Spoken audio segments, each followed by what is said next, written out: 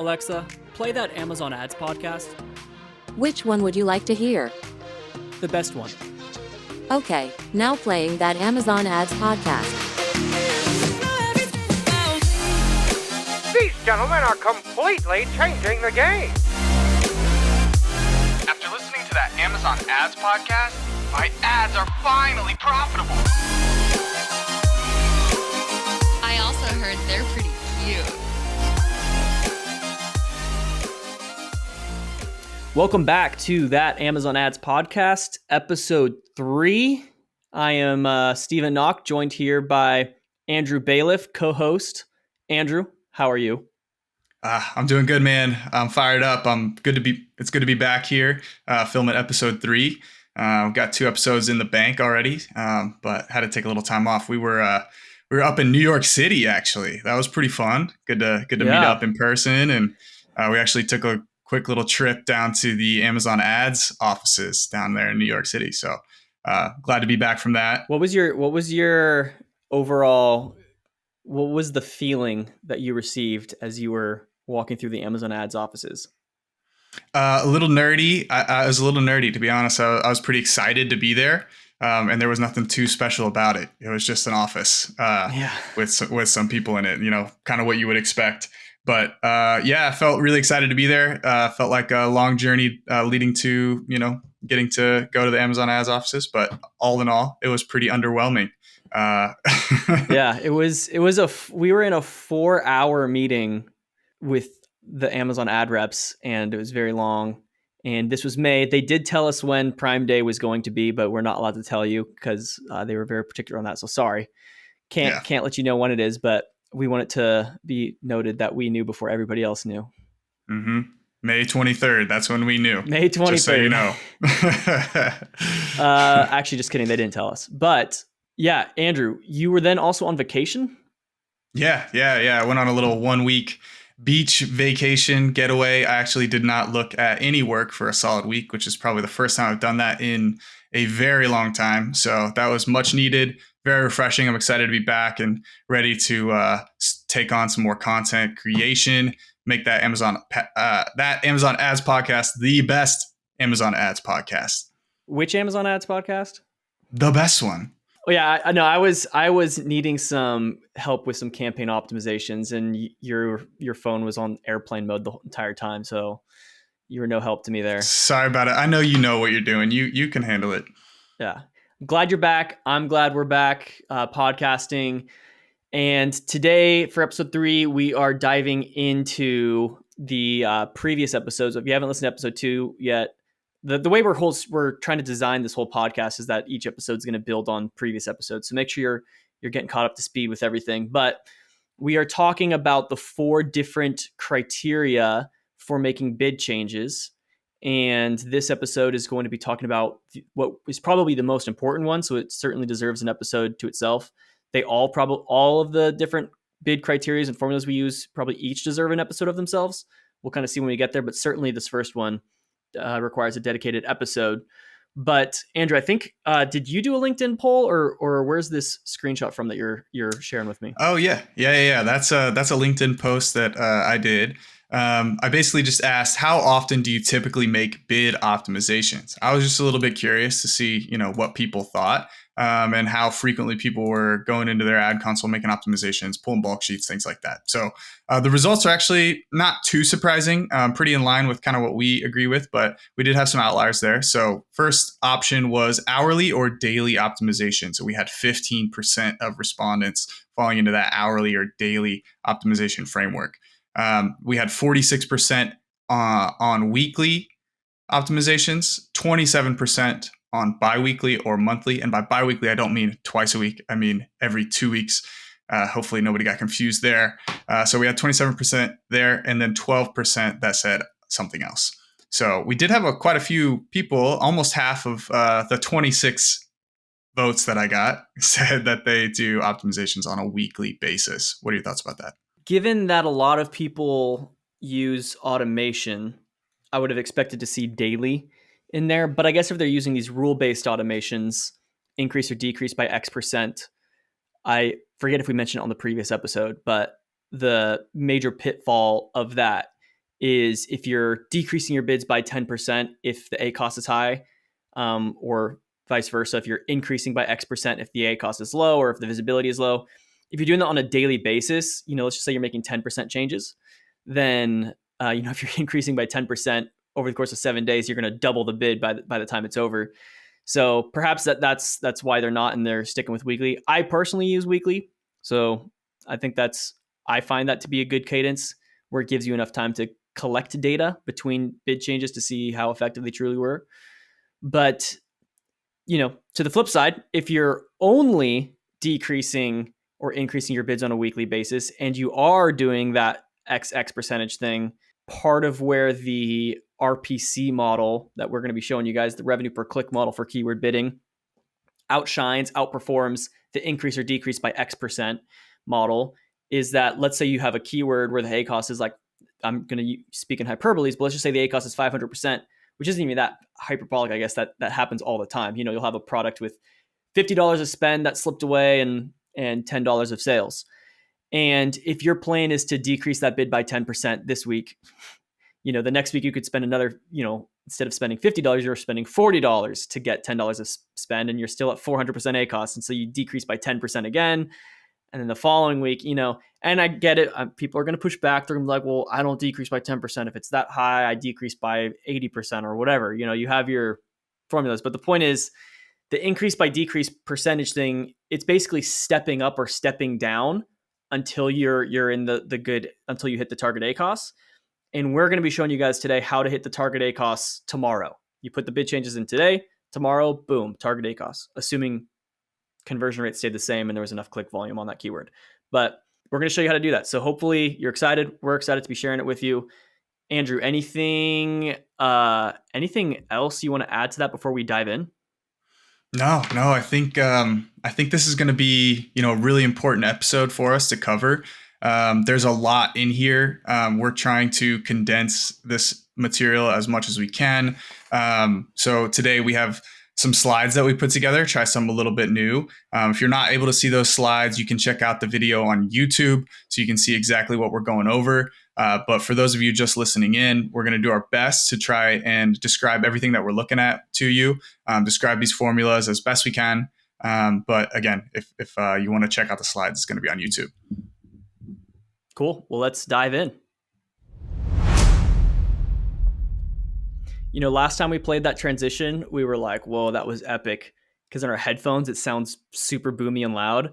And then we listened to the episode and it wasn't as epic. It was like a whoosh. It was subpar. It was pretty weak. Yeah. So, all right. So we started putting together this mini presentation today just because we're talking about mathematical formulas. And rather than trying to get you guys to visualize quotients and multipliers and cross multiplying and all this, we figured having some visuals would be helpful. So we put the slide together. As we were actually kind of working on this, Andrew and I started thinking that it's cool doing a podcast. Like our kind of passion is just educating people, providing value. We're very opinionated on certain methodologies, and the results have spoken for themselves. So we're excited to share all this, but the thought kind of dawned on us that creating this content through a podcast is certainly difficult because all the material is kind of broken up. We might go on these little mini rants and all this stuff, which makes for great listening for, if you're on a drive and you just want to hang out with us. But if you are looking for a very condensed version of just getting up to speed and you don't have a lot of time to waste, you want to be an expert by next week, we're thinking about doing an online course that would be a super premium version of basically what we're sharing on the podcasts, just a lot more in depth, a lot more technical, and a lot more condensed. So we may be doing that. Keep an ear out. We'll let you know if we end up doing it. But for now, we have a nice little pretty slide designed by Andrew Bailiff, who's a great designer. So good job, Andrew. That's right. Thanks. Although you didn't make that bidding strategies image, right? You just Googled images. That was just in Canva. I just changed the color of it, so I can't take credit for that. Oh, it came with that? That was like a... Well, I just searched in like the different elements on Canva and nice. pulled that one out. Yeah, they just searched for bid, because I was like, talking about Oh, bids. Let's throw a little sick. bid sign in there. Why not? Yeah, that's great. It kind of looks like a like button too. So I figured people would kind of like it. You know what True. I'm saying? Yeah. When we hit this on LinkedIn, maybe, actually, I thought that was going to work. I made a you LinkedIn did. post with an image that said it had some formulas and it said like, follow, and all this stuff. Nobody engaged with it. Yeah, it was an underperformer for sure. But that's what tests are about, right? I tested, it didn't That's right. work. Now I know. All right, let's dive in here. So we're talking about revenue per click. Before we kind of show you the formula, I want to explain conceptually what we are trying to do. And we touched on it briefly last episode, but here we're going to talk a little bit more about it. And if you have any questions, please hit us up in the comment section on YouTube or hit us up on LinkedIn. But essentially what ACOS is, again, very conceptually, it's just spend divided by sales. And so if you want to think of it this way, your keywords have spend attached to them. Oftentimes we call the spend attached to those keywords and all their clicks. We'll look at the cost per click. And they also have sales and they also have clicks. And so we can look at the sales per click or the revenue per click. And so essentially all we are trying to do with this revenue per click formula is we're looking at keyword performance on a click by click basis. And if your target ACOS is, let's just say 30%, that means of all the sales that you make, you should be spending 30% of that on clicks. And so what we're going to be doing is trying to get to a ratio where your cost per click is 30% of your revenue per click. So conceptually, I think very simple, but important to kind of understand these parameters, because if you don't understand this, then you're going to be tempted to try to do this increase, decrease, step up, step down by X percent, 5%, 10%, which a lot of times those percentage figures are also quite a bit arbitrary. You'll hear different influencers saying, yeah, anything with $20 in spend and no sales, I'm just going to archive that keyword, without really thinking through, well, what is the keyword irrelevant? Because that's the type of keyword we should be archiving. If it's a relevant keyword, you just spent too much on it, we should be figuring out our what our cost per click should be on that. And obviously, if that keyword has no sales, it's not going to work with this formula. That's a later formula that we're going to be sharing with you. But the point being, we're going to show you exactly how we calculate things based off of revenue per click, cost per click.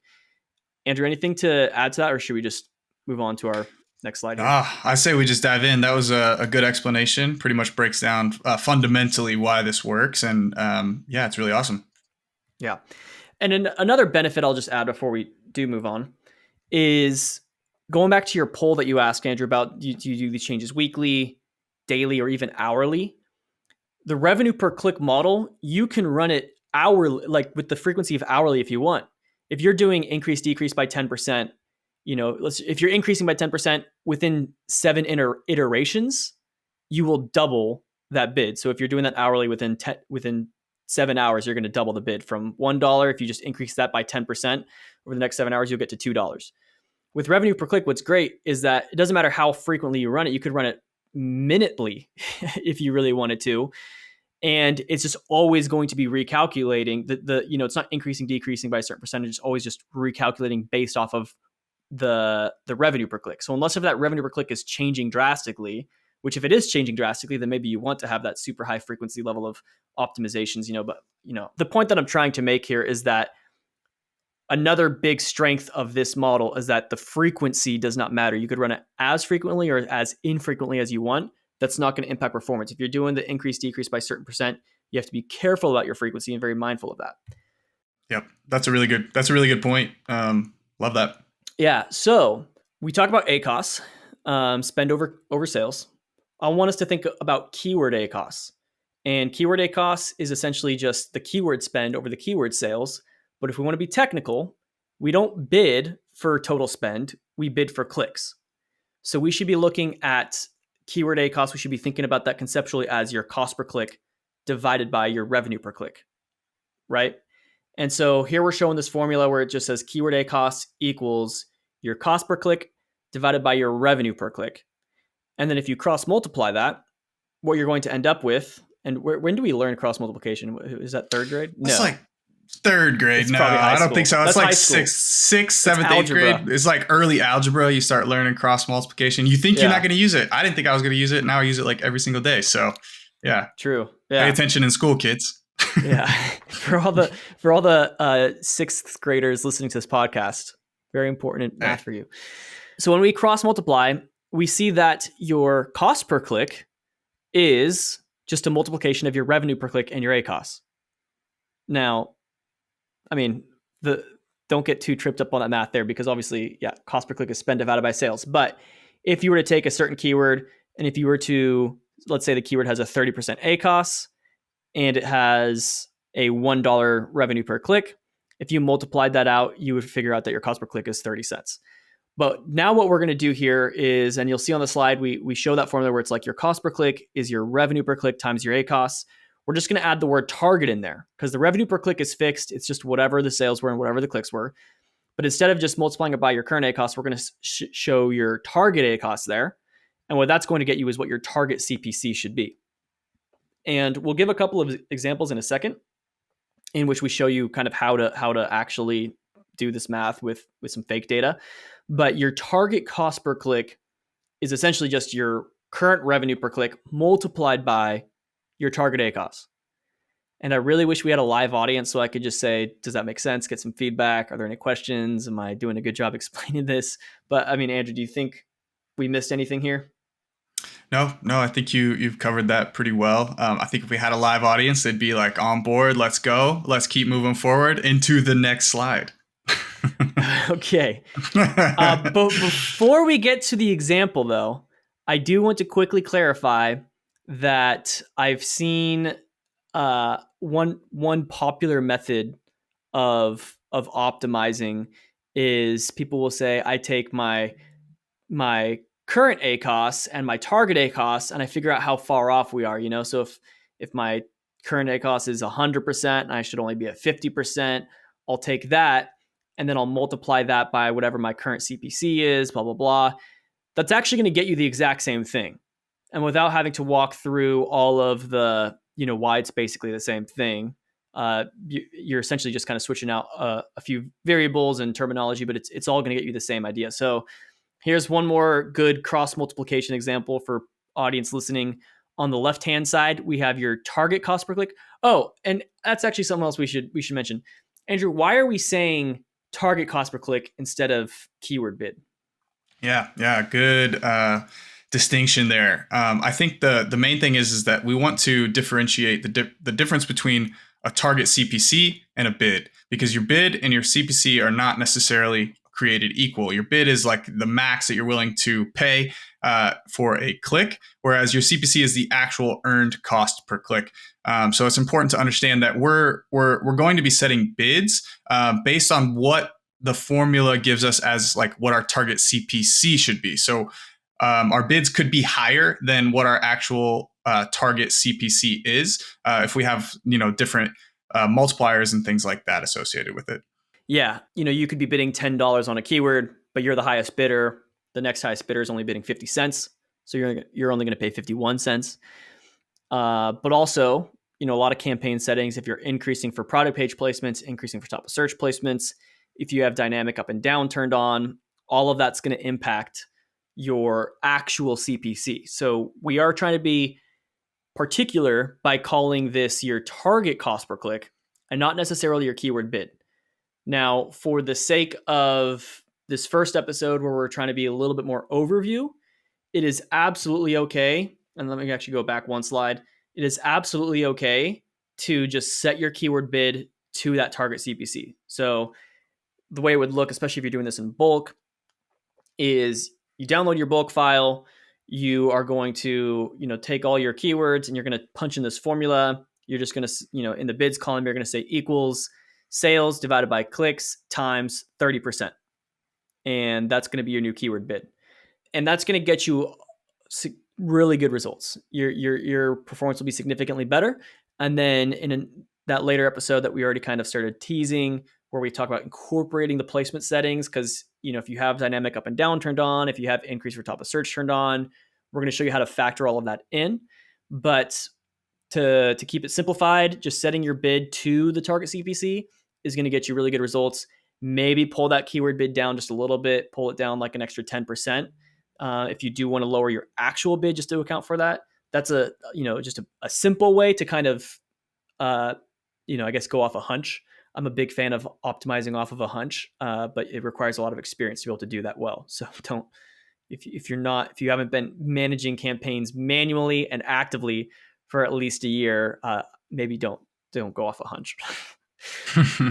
Yeah, I would say that, just setting it to that target CPC gets you about 90 to 95% of the way there. You're pretty close. Just that alone is going to produce some pretty solid performance, going to help you dial in those bids and everything to hit a target ACOS. So that's a good place to start. And obviously there's layers and there's levels to this game. So that's when you start incorporating the bid multipliers and adjustments for campaign settings as far as like our bidding strategies go and things like that. Yeah, and also something else that we should clarify too, because I just said download your bulk file, punch this in as a formula. You do want to have some filters on what the criteria for this equation that we're calling this the high spend, high ACOS keywords. So essentially, if your target ACOS is say 30%, you're only going to be applying this formula to everything with over 30 or over 35%, whatever you want that threshold to be. Let's just say your target ACOS is like around 30%. Maybe you're okay going up to 35, but mainly 30. What we're going to do is we're going to apply filter any keyword with over 35% ACOS. Those are going to be the ones that get hit with this formula, because any of those keywords with 35% and up ACOS, what the issue with those is that their cost per click is too high a percentage of the revenue per click. And so we're just going to calculate what the cost per click should be in order to hit that sweet spot percentage of what we're targeting. And boom, there's 3 other criteria that we're going to talk about on later episodes. But for this first one, this is only for those high spend, high ACOS keywords. So going back to the other variation of the same formula, on the left-hand side, we are showing it's your target cost per click divided by your current cost per click. And on the right-hand side, it's your target ACOS divided by your current ACOS. And so again, we're just going to cross multiply these, and you're going to end up finding out that your target CPC is just going to be whatever the current CPC is for that keyword multiplied by that ratio of that target ACOS divided by current ACOS. So some people like this. I kind of like this for mental math, because, how do you divide mentally? If you're doing some quick optimizations, you're in the targeting tab in Amazon, you're going through and you see this one keyword has $27,832 in sales over the span of 12,600. I mentally kind of picked a little bit of easier number. I don't know, 17,000 and change clicks. I forgot what sales I said. Do you remember what sales I said? 24,000? No idea. 20,000 something. Yeah. So let's say you got 24,000 in cents. sales divided by 17,000 in spend, and there's 17,000 in clicks. I don't know what 24 divided by 17 is off the top of my head, so I'd have to calculate that. But if I see that the ACOS is 60% and I know that my target ACOS is 30%, that's a little bit easier math to do, because with this formula, those ACOSs are, rarely going to be more than 100. So dividing things, that are only 2 digits numbers is easier than doing mental math over 5-digit numbers. So I like this for some quick mental math. But yeah, if that keyword has a 60% ACOS, your target's 30%. Very important to note, you do not cut the bid in half, because that's essentially what this is saying, that target over current, 30 divided by 60 is 0.5. So it's essentially going to be cutting it in half. But you're not doing that against the bid. It's very important that you're not cutting the current bid, you're applying that to the current CPC. And Andrew, why is that important? Give me maybe a scenario where that would be important. For example, you might cut that bid down too much to where it's no longer delivering or no longer getting visibility. Yeah, so you wouldn't want to multiply this formula by your bid, because let's say you ran some optimizations a few days ago, you already cut your bid down, maybe slightly, but if you already did that and you multiply by your bid, you're going to basically phase that keyword out by slashing your bid another 50%, as opposed to if you were to just use your CPC, you have a larger data set of information around that keyword that you can utilize to actually set it more optimally, and not, completely nuke your bids. You're setting it to using that cost per click as opposed to the bid. Yeah, I mean, because keep in mind the ACOS, the current ACOS, it doesn't matter what the current bid is. The current bid is not determining the current ACOS. It's your current cost per click that's determining the current ACOS. Because while that, if you're looking at the last set 30 days, 90 days, whatever, all of that ACOS for that whole time frame, like you were saying, is your bid could have changed yesterday or today, this morning. So it makes no sense to calculate to multiply this against your current bid. And that's another reason why that's another big mistake I've seen a lot of people advocating for on high traffic platforms. A lot of people with a lot of visitors or followers on LinkedIn or YouTube, which is I think part of why we wanted to do this, because we're very passionate about these things and want to help some people out there, because a lot of people are saying to apply these changes to your current bid rather than making these changes based off of your current cost per click for whatever the date range is. Because again, your bid and your cost per click are not the same. So if you were applying any of these formulas to your, let's say in that same example, 60% is your current ACOS, your target ACOS is 30%. This kind of necessitates cut and spend down by 50% to bring you from 60 to 30. And if you're going off your bid, maybe your bid on this is $10, but your cost per click is only 51 cents, like we were saying in the example before. Well, if you cut the bid down from $10 to $5, you're still going to be at a 51 cent CPC, and you're not going to help anything out. But if your CPC is 50 cents, 51 cents, whatever, and you cut that in half down to 25 cents, now you're going to be much more dialed in and actually getting that ACOS in check.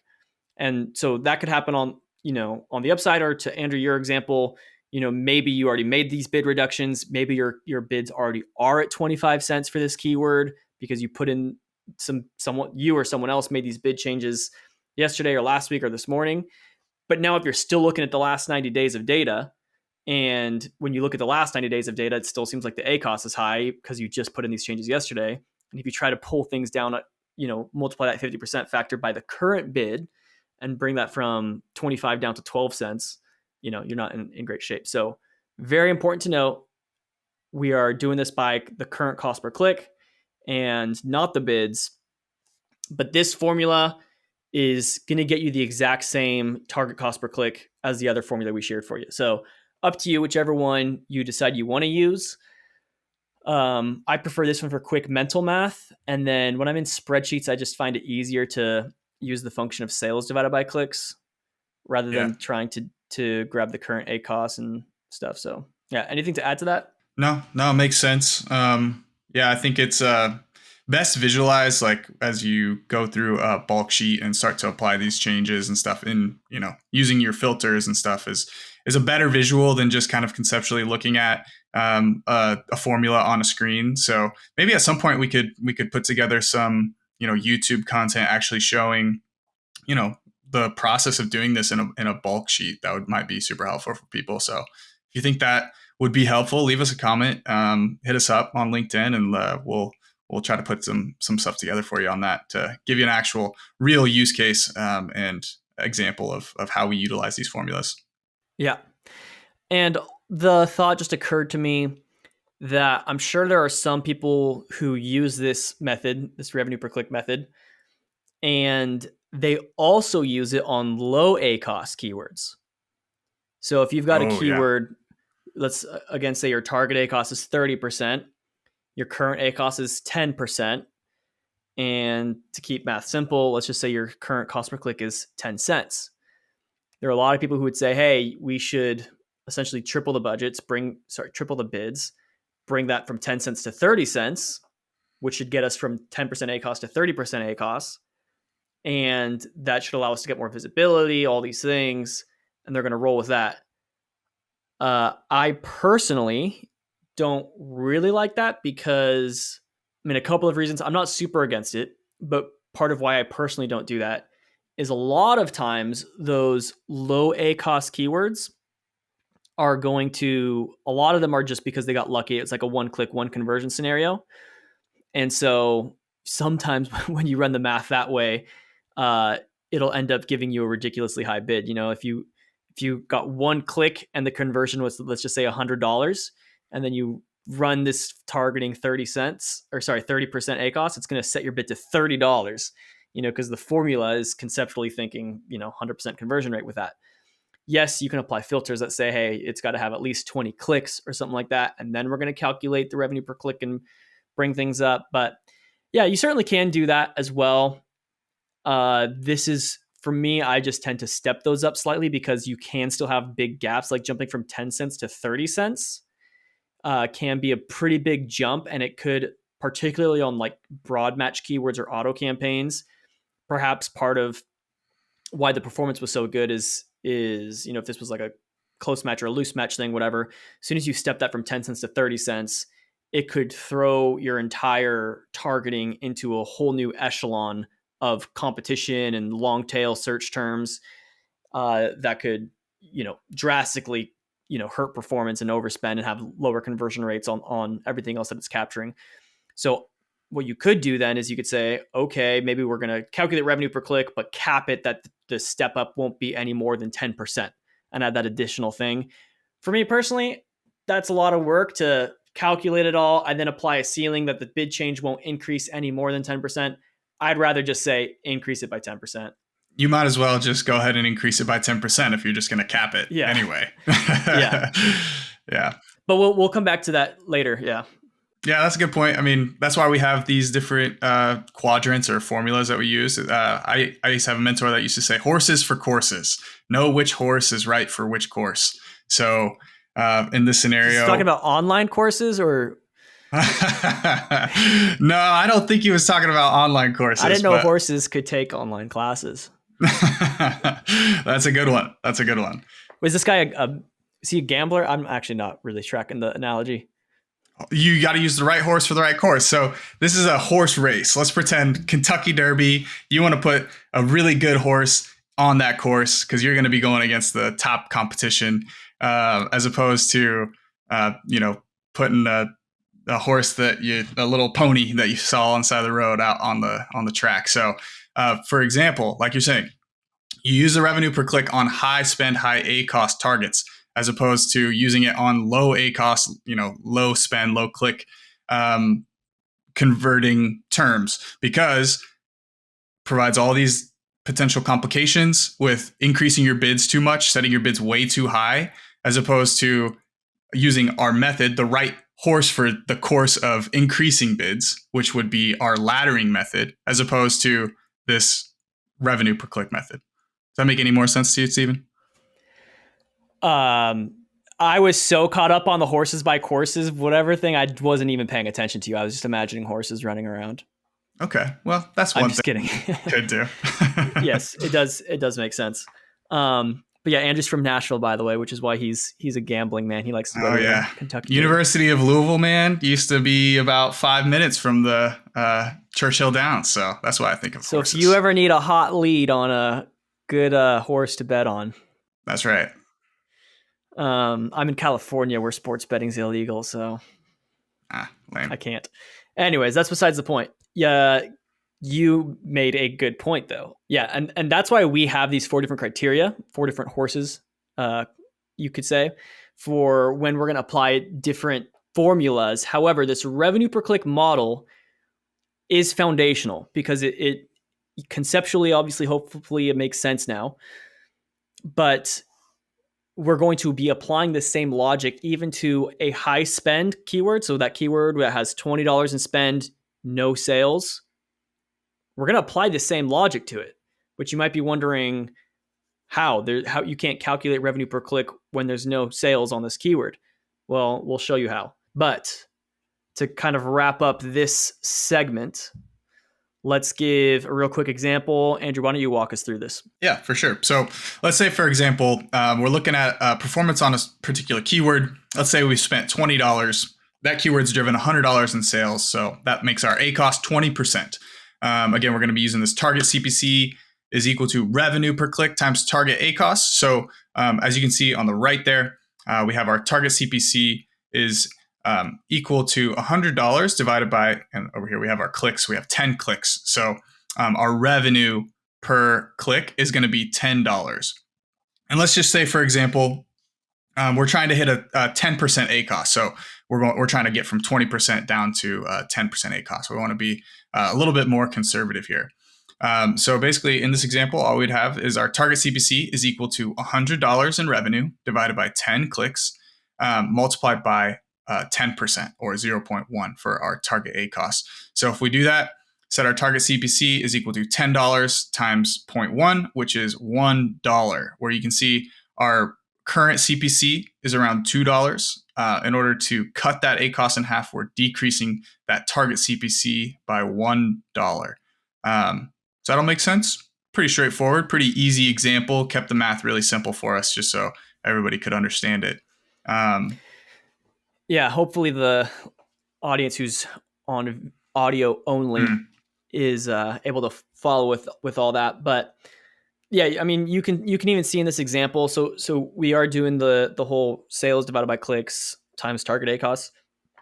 But for the sake of the mental math, you can just see if the ACOS is 20%, your target ACOS is 10%.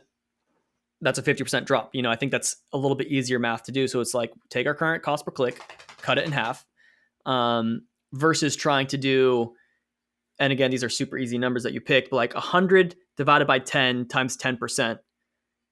It's a little bit harder even just like to do that really quick in your head. This is a kind of 3-step process, For sure. Yeah, this is a great example of where you might be able to use the other formula that you mentioned, which is like your current CPC times your target ACOS over your current ACOS. This is much easier math and numbers where, if you're just in the targeting tab in the ad console, using that formula might be preferable for you, just because these numbers are so much easier. But in reality, these numbers are not going to be as simple as this. Like most of these metrics and stuff that you're looking at in a bulk sheet or in the ad console are not going to be perfect round whole numbers that divide into each other perfectly and evenly. So that's exactly. Partially why we prefer that revenue per click model. The first formula we talked about, target CPC equals revenue per click times target ACOS, over the other, because most of the time we're working in spreadsheets and we're not working with easily divisible numbers. Yeah. Now to kind of close this episode out, wrap it up, it is worth mentioning, or I guess re-mentioning, that perhaps in this specific example that we just said, so, your keyword has this amount of spend, sales, whatever. It previously had a $2 CPC. We figure out our target CPC is $1. And so we're going to set our bid to $1. It could be the case that for the whole time frame selected in which we collected this data, your keyword bid already was $1. And you were bidding $1, but you were earning a $2 CPC because you had dynamic up and down turned on with a 100% increase for top of search or whatever. So all of that is, could, when you actually calculate this and set your bid back to $1, you might still continue getting a $2 CPC for the next however long you're going to go.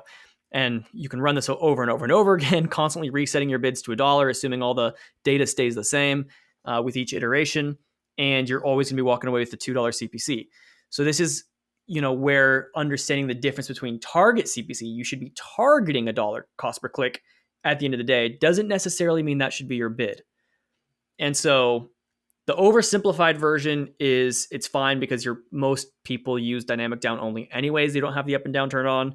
And usually they're not increasing for top of search by 100% or more, unless if they're having some specific strategy, some keyword ranking strategy, whatever. I personally tend to go pretty aggressive with top of search, but it's all calculated and all these things. And we'll show you guys here just a quick preview of kind of what's going to, how we're actually going to be trying to do things, again, using some cross multiplication. But you can think about it of, oh, shoot. Well, okay, I should have just said CPC, not target CPC. But essentially, your CPC is going to equal your keyword bid times all attached bid multipliers. So you can think of it that way. But yeah, your cost per click is essentially just your bid, and then add all the other multipliers that are getting onto that. And so if you want to figure out what your keyword bid should actually be, then in this scenario, we're going to, after we do all the math to figure out what our target cost per click is going to be, we're then going to have to divide it by all of these different multiplying factors. So by what percent are we increasing for top of search? But it's not only what percent are we increasing by top of search, it's also how many of the clicks in our keyword data came from top of search. So you have to factor in your top of search click share, because obviously, if you have that in the previous example, we were saying if you have that $2 CPC or whatever, but none of that came from top of search, then, we have to factor that in, versus if all of the clicks came from top of search. Those are two completely different things that are going to influence the way we should be bidding and calculating all these things. And then if you have dynamic bidding turned on or up and down or whatever, all this stuff are all variables that we don't have time to explain in this episode. Keep your ears out and eyes out for it when we do come back. And we'll tell you how to get really, really precise with that keyword bid, where it's not just the keyword level data, but we're also factoring in the campaign level data and the campaign settings to dial in to perfectly calculate what the top of search increase should be, and how to now factor in that increase for top of search, as well as the click share percentage of top of search clicks into all of your keywords. And it'll be good stuff, I think. Any thoughts, Andrew? That was a bit of a rant there. I probably lost everybody. You lost them. You lost them. But that's okay. I'm with you. I understand which direction you're going. Yeah, it's okay if you got extremely lost in that, because that was not the explainer of the process. That was just it's an overview. Foreshadowing. Yeah, that was my attempt at getting people excited for what's to come. That's a big picture overview. I think the root of what you're trying to say here is just understanding that you have to incorporate other factors that are playing a role in your actual CPC that you're getting with a particular keyword in a campaign or whatever. So you have to take into consideration all the other factors that could be playing against your bid. So let's say you have a high top of search multiplier set. That's going to influence what your actual CPC ends up being and how aggressively you're actually bidding for that placement. So I think the root of what you're saying is there. I'm excited to dive into it and explain this even more with all these beautiful formulas that we have here on the screen. Yeah. And then what is it that YouTube people say? They're like, hit the subscribe button. And subscribe and smash the like button. Yeah, you got to smash it. If you don't smash it, you're not doing it right. Smash the button. And they'll also put a video up to click this video. I'm going to put a button up there later. And then they don't. And then they're just pointing at nothing. That's me right now. Just pointing at absolutely nothing. We're going to put a thing right here, but we're not actually going to. Yeah, one day. But actually though, we do this, Andrew and I, we are excited to be doing these episodes. It's pretty time consuming though. So if you're finding it valuable, please let us know, give some comments, give some reviews, help us out. If we don't, we're probably just going to nip this project in the bud and kill it off. So if you want us to keep producing, please let us know. Give us some positive feedback if you think we're doing a good job. But otherwise, any concluding thoughts, Andrew, or should we just wrap this up? Let's wrap it up, man. We've been going for a while. This has been good. We'll be back next week with episode 4 of That Amazon Ads Podcast. We're excited to bring it to you, coming down the pipeline. All right. Peace out.